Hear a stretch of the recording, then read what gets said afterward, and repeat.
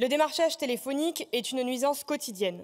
Selon l'UFC Que Choisir, en 2023, plus des 3/4 des Français et des Françaises subissaient chaque semaine ces appels, 38% chaque jour.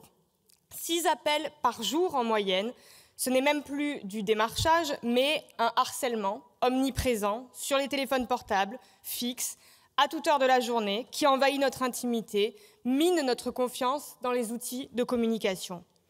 À la France Insoumise, nous avons toujours pris position pour une interdiction générale et contraignante du démarchage par téléphone. Les personnes vulnérables sont particulièrement exposées. Les personnes âgées, les personnes isolées, qui peuvent s'attendre à recevoir un appel de leurs proches, tombent à la fin sur une voie robotique, pressée. Les conséquences sont lourdes, stress, troubles de l'attention, sentiment de violation de la vie privée. Pire, certaines personnes finissent par ne plus répondre au téléphone au risque de l'isolement. Ce qu'on appelle démarchage téléphonique, c'est en réalité le marché qui s'immisce dans tous les pans de notre vie, jusqu'à notre domicile, notre intimité, parfois à des heures tardives. Les gens sont réduits à des consommateurs indépassables. Le principe est de proposer des choses inutiles à des gens qui n'en ont pas besoin. Nous avons déjà eu l'occasion d'interdire ce démarchage téléphonique. En 2018, nous avions déjà voté pour la proposition d'interdiction de ce démarchage, qui avait alors été sabotée par les macronistes au nom de la prétendue création d'emplois, autrement dit, les entreprises au détriment des salariés. Car le démarchage téléphonique est aussi un fléau pour les travailleurs du secteur. Dans les centres d'appel, souvent délocalisés de l'autre côté de la Méditerranée, les conditions de travail sont désastreuses. Salaire de misère, pression permanente sur les chiffres, surveillance constante par les managers, dictature du chiffre. Dans certains centres, on dénombre une centaine d'appels par jour. Cette cadence infernale a des conséquences terribles pour les travailleurs, stress, épuisement, troubles du sommeil. À cela s'ajoutent les relations conflictuelles, compréhensibles, avec les victimes du démarchage qui subissent l'intrusion téléphonique.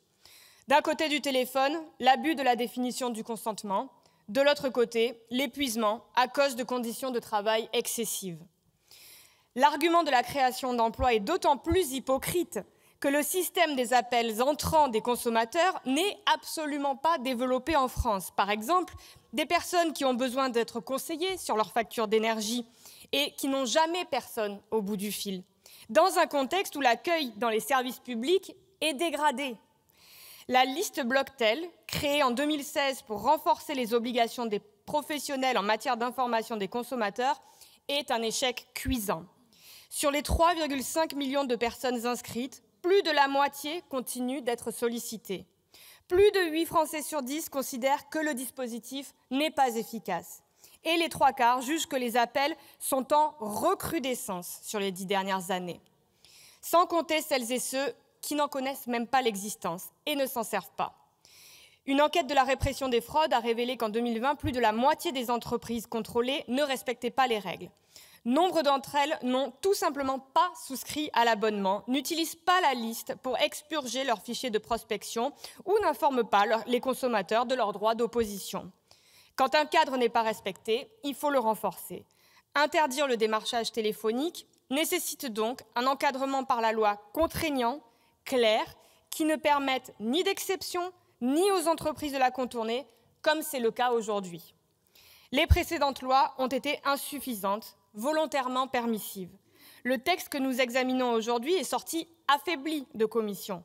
Notre position est celle des associations de consommateurs, notamment l'UFC Que Choisir, qui a mené un travail dans ce domaine.